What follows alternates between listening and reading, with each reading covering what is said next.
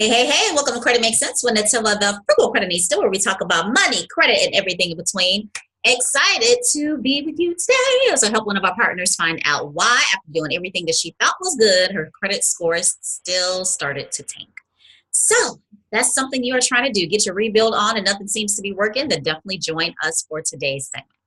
For those of you who don't know me, again, I'm Netiva, the Frugal CrediTnista. I own a financial education services firm, M&H Financial Services, where we create custom credit solutions for women and couples over 30 so they can crush their financial goals. I also run the bomb.com financial empowerment school, Credit on Fire Academy, where we teach our members how to master their money, destroy their debts, soar their credit scores so they can leverage it to create wealth.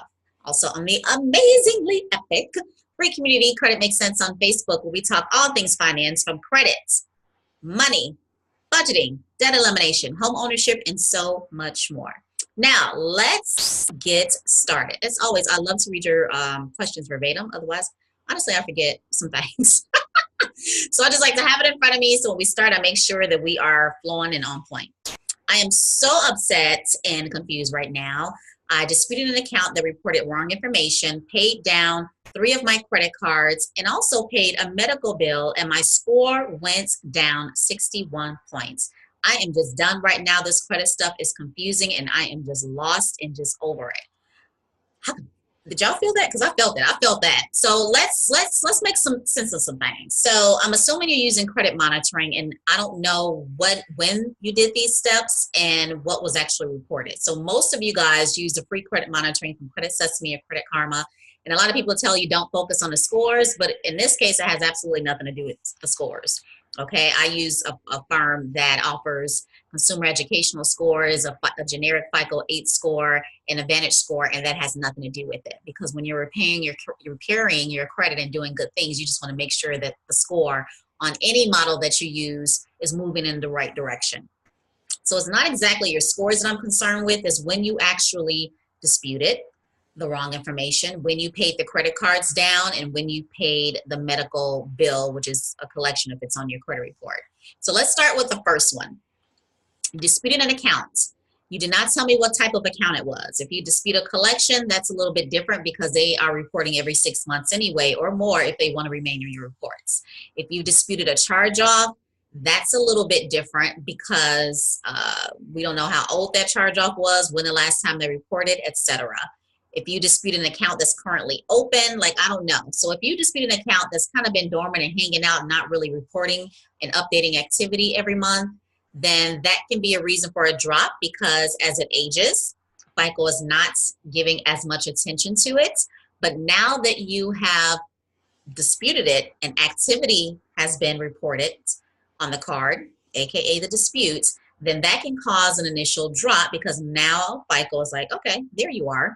So there's nothing wrong with that. You said there was a legit error reporting, but this is one of the reasons why I'll always teach, even in Credit on Fire Academy and some of the other courses that I have, is to really and truly break down your reports to see what's going on and determine which accounts should be left alone and which accounts you should pursue and which ones you should pursue aggressively. We call them high priority negative accounts. For those of you inside of Credit on Fire, I know we just had a massive increase in students. This is all in the very first course that I tell you to take, Repairing Your Credit, Start Here. So that's the course that all of this breakdown and everything is in. What your first dispute letter should be, the works.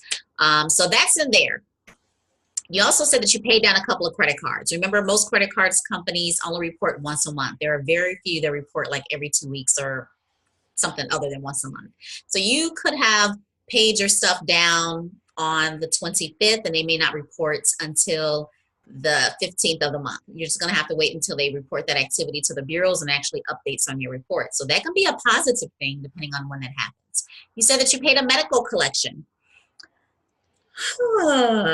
There's nothing wrong with paying a collection. I know we hear some, don't pay a collection. It just has to be strategic.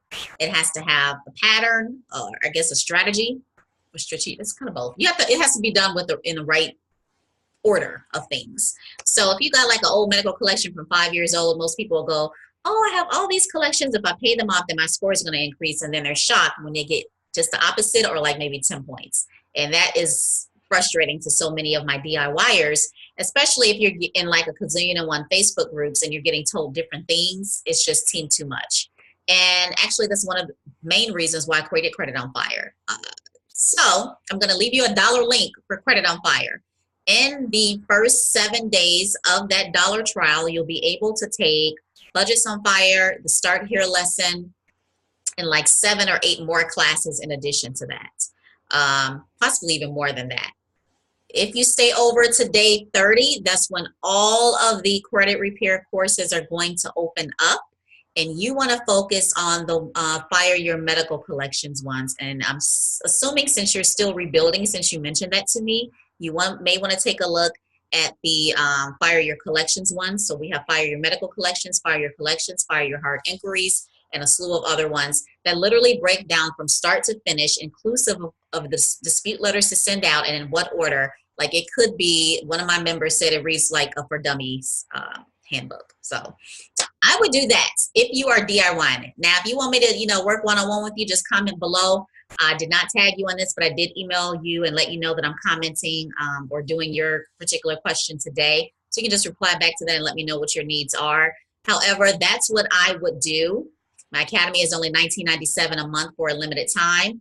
And it's legit to help my DIYers have or be able to create a strategy and put that into place so that you can stop going through the frustration, the confusion, and the whole, I'm just going to give up and be okay with bad credit. Like your money don't have time for all that interest like that. So don't do that, boo.